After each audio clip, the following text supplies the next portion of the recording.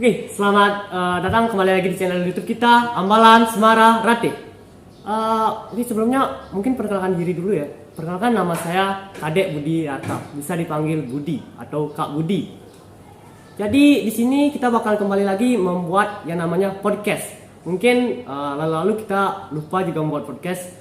Terakhir kalau tidak salah 2 tahun lalu itu juga mengenai podcast Pradana 2021-2022. Mungkin nanti kalian bisa menonton videonya, linknya ada di bawah. Oke. Jadi untuk sekarang kita kedatangan tamu lagi, yaitu Pradana Angkatan 2023-2024. Ya, seperti yang bisa kalian lihat di samping saya sudah ada 2 Pradana Putra dan 1 Pradana Putri. Kak, sebelumnya bisa diperkenalkan diri kan terlebih dahulu. Dulu mungkin dari Kak Pradana Putri ya. Siapa? Baik, perkenalkan nama saya Rasa Pradana selaku Pradana Putri masa bakti 2023-2024. Ya, baik. Terima kasih untuk waktunya. Ya. Perkenalkan, nama saya Idu Bagus Semara Anjana Putra, bisa dipanggil Kak Semara. Di sini saya sebagai Pradana Putra angkatan 2023-2024. Nah, terima kasih Kak Semara dan Kak Desa. Sebelumnya kalian sudah berapa lama nih jadi Pradana di Ambalan Ambalan kita ya? Kalau untuk jadi Pradana, karena kita baru sertijab itu bulan Januari, jadi karena sekarang Maret itu sekitar kurang lebih 1,5 bulanan. 1,5 bulan baru. Mungkin kenapa sih kalian mau jadi Pradana gitu dulu? Ya. Mungkin dari Kak Pradana Putri mungkin. Pradana Putri gimana? Oke. Kalau mungkin dari saya pribadi, kalau untuk jadi Pradana itu sebenarnya cuman spontanitas kebentuk aja, karena melihat saya juga di Ambalan ini sudah dari angkatannya Kak Teguh dari 2021-2022, yang dimana dari kelas 10 melihat bagaimana sih Ambalan Semara Ratih ini berkembang. Di sana saya rasanya ingin sih menjadi seorang atau sosok yang bisa dibilang memimpin Ambalannya ke depannya. Seperti itu sih mungkin kalau dari saya.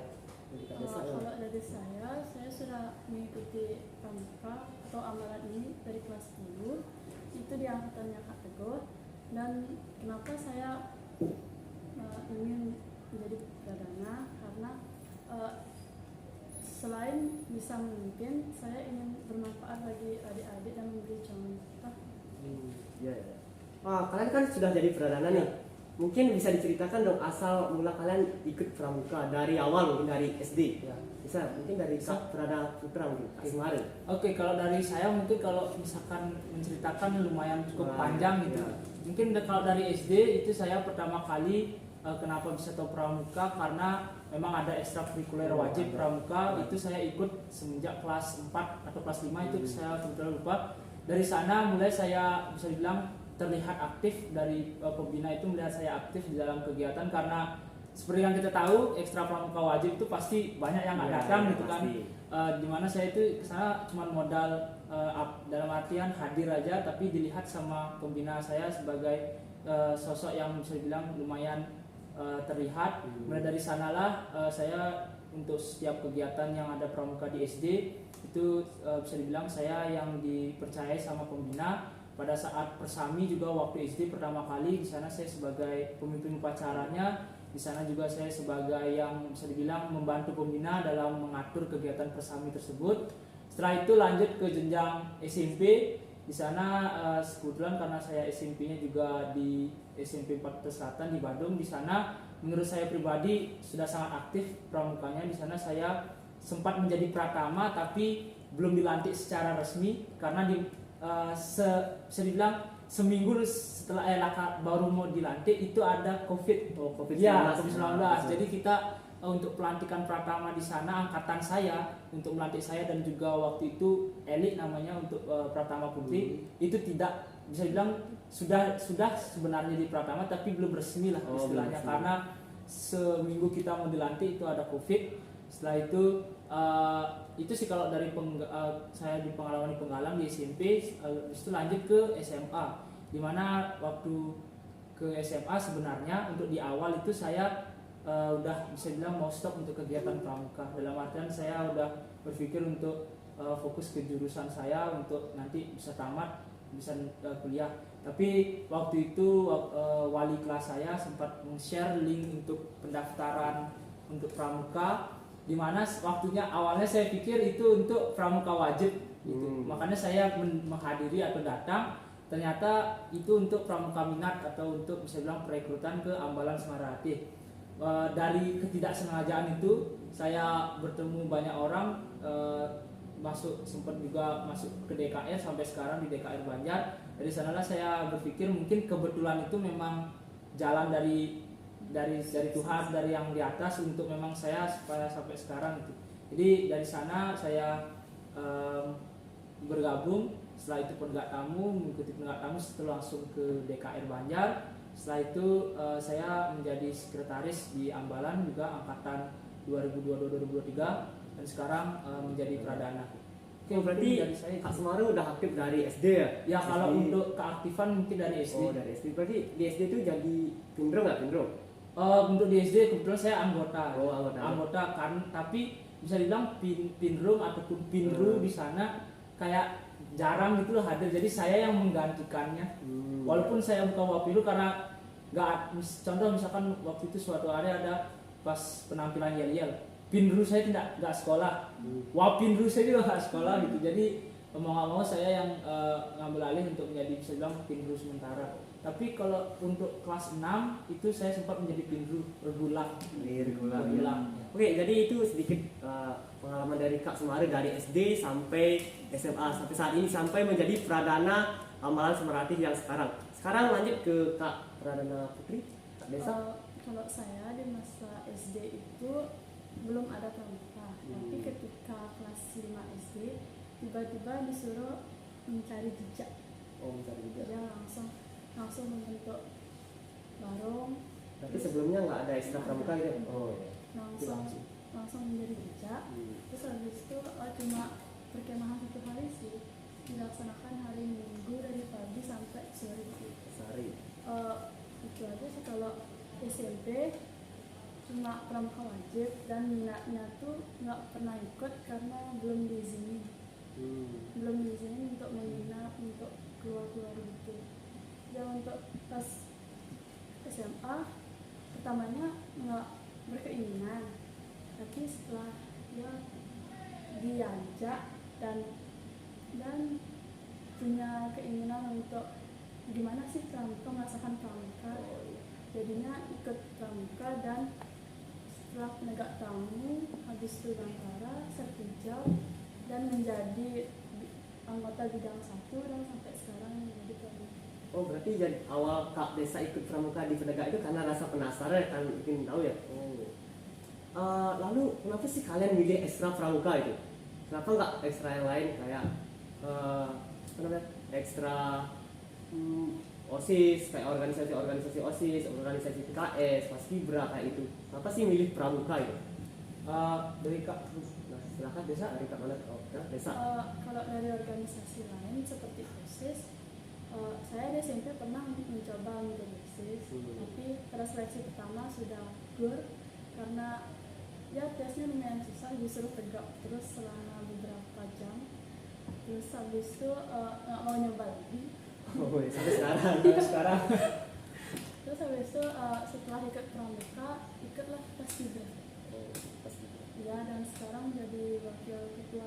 Oh, kita juga.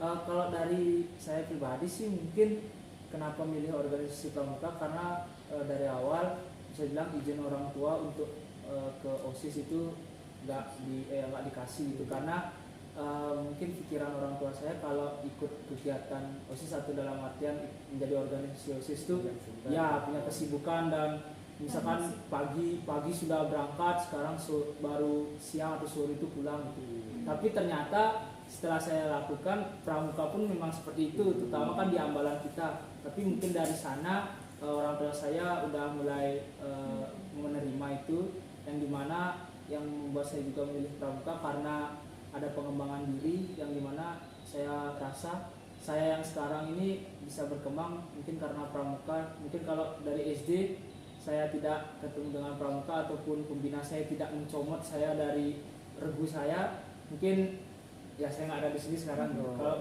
dari saya sih mungkin memilih organisasi pramuka karena ada pengembangan diri tersendiri yang saya pas sama pribadi saya. Oke, itu sih. Kan kalian udah hampir 1,5 bulan ya jadi pradana. Gimana sih perasaannya gitu? Ada rasa gimana? Mungkin dari saya Ya, silakan. kalau dari saya untuk awal-awal ini sebenarnya perasaannya 2 kali saya rasakan pada saat waktu saya pertama kali setelah dilantik jadi DKR Banjar. Perasaan itu timbul lagi di mana rasanya saya punya tanggung jawab untuk kedepannya bagaimana selalu itu setelah ada pelantikan saya selalu punya rasa tanggung jawab itu. Tapi memang sesuatu kalau nggak kita jalanin kita nggak akan tahu. Yang dimana coba saya jalani seperti DKR Banjar juga awalnya saya merasa tanggung jawabnya terlalu besar sekali, tapi setelah saya jalani bersama teman-teman saya di DKR itu udah menurut saya udah cukup. Dan sekarang juga sama seperti di sini menjadi pradana, awalnya saya pikir akan susah untuk saya memajukan Ambalan ini, terlebih lagi tahun lalu di angkatannya Kak Adi itu sudah sangat-sangat baik, di angkatannya Kak Teguh juga, yang dimana itu mungkin menjadi tolak ukur saya bahwa saya harus kayak gitu. Tapi setelah sekarang menjalani selama 1,5 bulan, dimana dibantu sama Dewan Ambalan, sama Kak Budi juga sebagai pemangku adat, Kak Desa dan teman-teman lain, saya rasa memang harus dijalani terlebih dahulu baru kita tahu gimana rasanya gitu. Apalagi ada teman-teman yang memang punya pemikiran sama kita untuk majuin Ambalan. Terus saya mungkin dari perasaan Kak Desa nih jadi pradana gimana?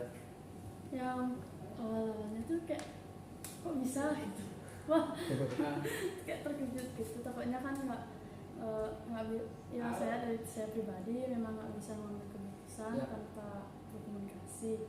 Terus takutnya nggak bisa akrab sama adik-adiknya, ternyata akrab. Terus ya yang pada katanya Kak Teguh, saya kurang berkomunikasi, kayak takut gitu. Sedangkan pada angkatannya Kak Adi ya lumayan bisa berkomunikasi, dan sekarang langsung harap bisa lebih baik. Lanjut, misalkan bagaimana sih, kan kalian udah seperti yang kita bicarakan tadi, kalian kan udah menjadi pradana 1,5 bulan. Gimana sih perasaan kalian ketika mengatur sebuah organisasi? Apalagi pramuka kan bukan organisasi yang kecil, melainkan organisasi yang besar. Bagaimana sih tanggapan kalian sendiri dari dalam pribadi kalian? Kalau dari saya sih udah pasti yang pertama bangga ya. Bangga. Walaupun memang mungkin tugas saya atau tugas bersama desa di Ambalan ini kan sebagai penanggung jawab dari kegiatan yang bisa dibilang sebenarnya kan yang ngambil pekerjaan atau bagian itu kan adik-adik atau kakak-kakak kita yang ada di Dewan Ambalan itu yang gini. Tapi dari saya pribadi merasa bangga karena bisa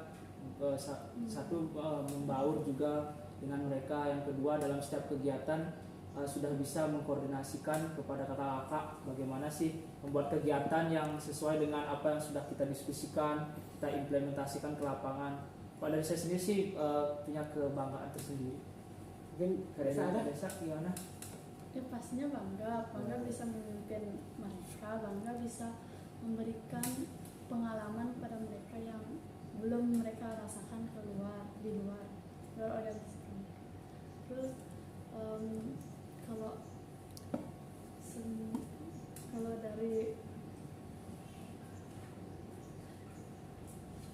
kalau dari adik-adiknya itu kan mereka yang bekerja, kehadirannya ya mungkin bisa Itu harapan Kak itu ketika menjadi pradana, harapan Kak semoga adik-adik di Ambalan kita tuh lebih semangat hadir itu. Lanjut Kak, semisalkan seperti yang Kak Desa sampaikan tadi, mungkin ada beberapa anggota yang malas mungkin, yang kehadirannya masih kurang. Bagaimana sih cara Kak menanggapi hal itu gitu? Atau cara mengatur anggota yang kayak gitu, kayak malas, kehadirannya kurang, ataupun pada saat mengikuti kegiatan itu agak gimana ya, kurang gitu. Gimana cara Kak, mungkin dari Kak Pradana Putra mungkin? Oke, kalau mungkin dari saya karena pramukaan itu sebenarnya kan kemauan dari dalam diri. Kalau misalkan ada yang mungkin malas hadir atau bagaimana, itu awalnya kita hanya memberikan mereka suatu teguran, dalam artian tegurannya itu kita lingkupkan ke pribadi. Karena kalau seseorang mungkin ditegur di depan umum, itu mungkin bagi mereka itu menganggapnya bukan teguran, tapi seperti bisa bilang mengucilkan mereka di depan umum gitu.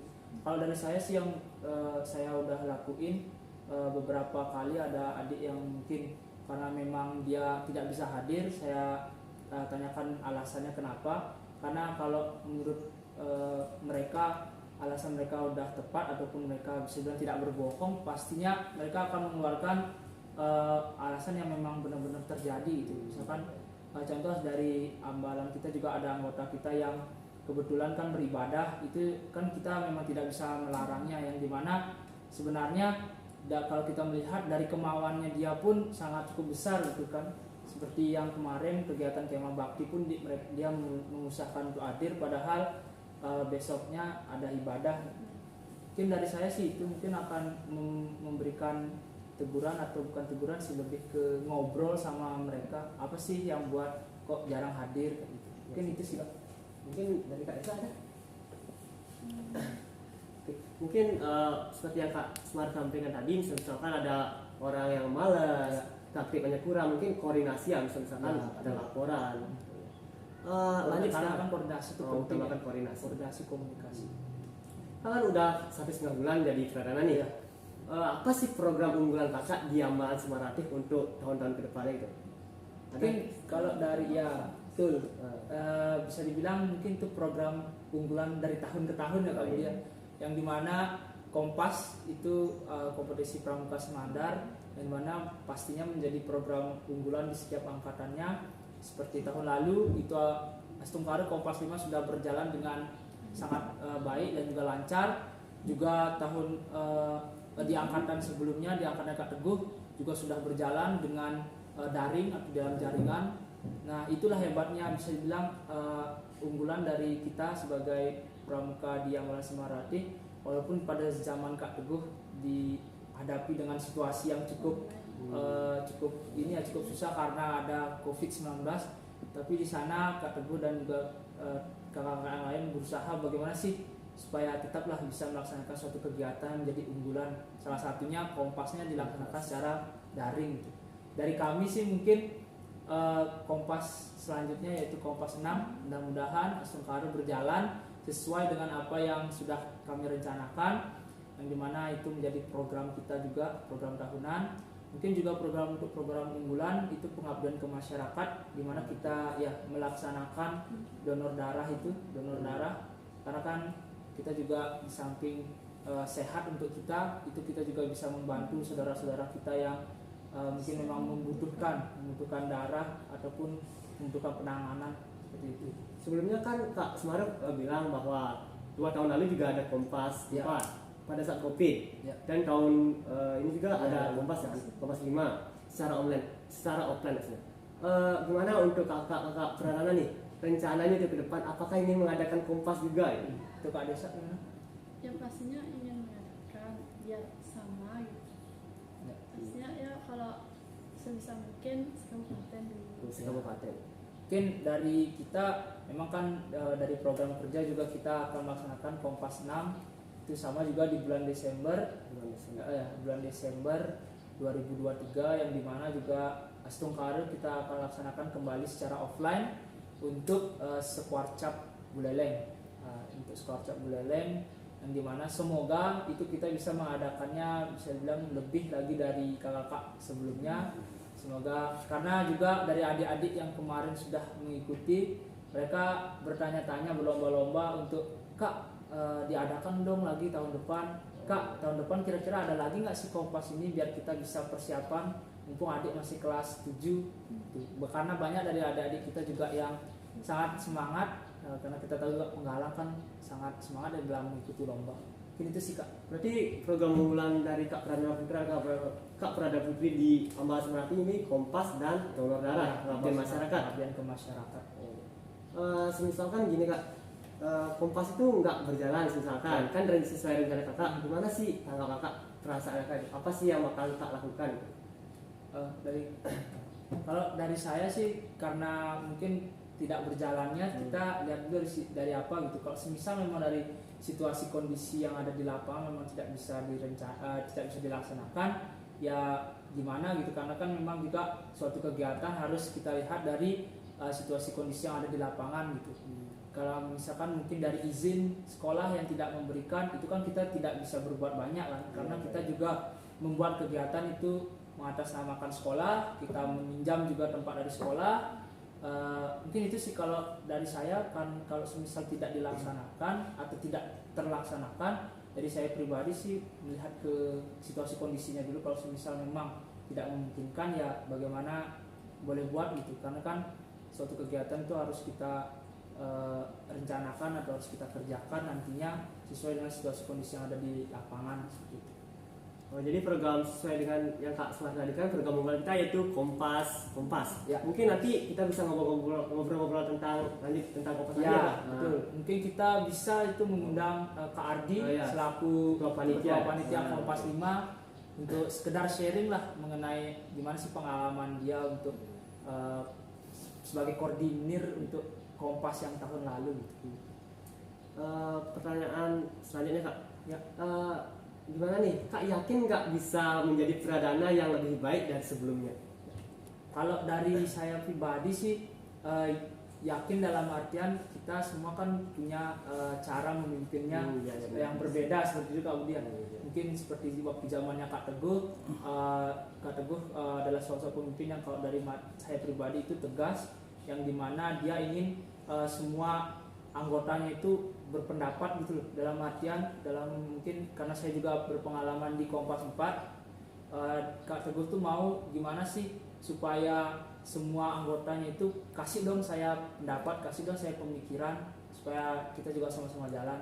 Kalau dari Kak Adi sendiri kan juga seorang pemimpin yang tegas dan juga dia umurnya tinggi, dalam artian di samping dia tegas memimpin kita, dia juga menyelipkan ya bercandaan-bercandaan yang buat kita bisa dibilang sampai sekarang keluarganya erat, yang dimana karena saya sudah melalui bisa dibilang bersama dua pradana terdahulu, saya sih mungkin untuk kepemimpinan saya ini saya mau mengkombinasikan apa yang sudah saya tangkap dari kakak-kakak itu. Dari saya pribadi, saya ingin bagaimana sih anggota saya ke depannya itu mereka sesuai dengan prinsip pramuka di sini, yaitu pengembangan diri. Saya mau bagaimana sih mereka di setiap kegiatan itu punya pendapat yang cemerlang, pendapat yang nggak usah pendapatnya itu bagus sekali, yang penting mereka memberikan ide, yang dimana kan ide itu pasti kalau kita omongin terus bisa berkembang ya kan. Sama dari Kak Adi mungkin akan saya ambil sikap tegasnya dalam memimpin Ambalan. Sama juga saya, karena kebetulan saya orangnya suka bercanda, dalam artian bercandanya itu kan yang bisa bilang tahu tempat lah, bercanda silakan, serius. Mungkin dari saya sih itu Kak. Gimana udah Kak? Bisa? Udah? Mungkin sama seperti kata Kak Semara, dikombinasikan. Kalau dari Kak Heri itu tegasnya, mungkin saya akan lebih belajar lagi untuk tegas. Dan mungkin dari Kak Pipin saya mengambil ke friendliannya pada adik-adik. Oh, berarti Kak Desa mengambil role model Kak Pradana Putri yang lalu ya? Oh iya. Selanjutnya nih, kalian kan udah hampir 1,5 bulan kan menjadi pradana. Kalian kan menjadi pradana putra dan jadi pradana putri, harus akrab kan? Bagaimana sih cara kalian menciptakan keakraban kalian itu berdua gitu? Misalkan mungkin ada kekurangan mungkin yang ingin kalian sampaikan ke penonton mungkin. Sebenarnya sih mungkin spontan aja Kak Budi, karena kebetulan kita berdua kan satu kelas. Oh, satu kelas. Ya, satu kelas. Jadi kayak kegiatan juga yang di kelas pasti juga kita terlibat berdua. Jadi kalau semisalkan masalah keakraban sih kita memang udah dari kelas 10 itu udah akrab, dalam artian mungkin sama yang teman-teman yang lain juga. Kalau sama Desa sendiri sih karena memang di kelas kita juga sebagai perangkat kelas, jadi sering koordinasi lah istilahnya, sering koordinasi, yang dimana di sana sih keakrabannya, jadi kayak spontanitas aja sih. Desa ada? Akrab, ya langsung akrab Oh, aja. iya. Mungkin gini nih, mungkin ada sih dari Kak Desa, saya bertanya ke Kak Desa, ada sih kekurangan dari Kak Semare, begitu sebaliknya ada sih kekurangan dari Kak Desa, bisa disampaikan? Apa tidak ada kekurangan saya? Kekurangan dan kelebihan aja coba coba. Kalau kekurangannya sih misal saya ingin koordinasi ke dia, dia tuh kayak lambat banget membalasnya. Kayak udah saya udah off, dia baru balas. Berarti lama males chatnya. Oke. Kalau dari kelebihan, dia bisa mengambil keputusannya yang tepat. Ini dari Kak Semari gimana? Kalau dari saya mungkin untuk Kak Desa, dia dalam mengambil keputusan karena kan berketerbalikan ya. Dan Kak Desa dalam mengambil keputusan yang seharusnya memang dia yang mengambil itu sedikit tidak cekatan dalam artian langsung itu dia perlu bertanya dulu dalam memang tidak apa bertanya cuman dalam situasi tertentu mungkin kita memang harus membuat suatu keputusan yang mendesak yang dimana mungkin itu sih karena gini kan karena kan juga beberapa sering ke Kak Budi mungkin bertanya tentang keputusan selaku pemangku adat juga. Untuk kelebihannya sih dari Kak Desa karena dia juga bisa bilang apa ya lebih peduli ke adik-adiknya dalam artian kalau kita sebagai kita sebagai cowok kan acuh tak acuh gitu loh sama biar mau mereka jongkok bangun segala macam kan kenapa gitu kalau mungkin dari Kak Desa lebih ke ini gimana adik-adiknya kayak gini mungkin lebih itu sih lebih friendly, friendly lebih perhatiannya itu sih ke adik-adiknya. Mungkin pertanyaan terakhir nih terakhir penutup. Ada sih kata-kata atau kalimat yang ingin kalian sampaikan untuk memotivasi anak-anak pramuka yang malas atau anak-anak pramuka yang kalau ikut pramuka ada aja alasannya itu. Ada nggak? Ya untuk dari saya mungkin kalau dari saya apa yang kamu lakukan sekarang itu bukan untuk sekarang, tapi apa yang kamu lakukan sekarang itu untuk nanti. Seperti contoh kalau misalkan dalam artian kamu sekarang bermalas-malasan, ada pepatah kan bilang sekarang kamu bermalas-malasan 1000 orang pesaingmu sedang bergiat-giat untuk mendapatkan sesuatu yang sama seperti itu kan.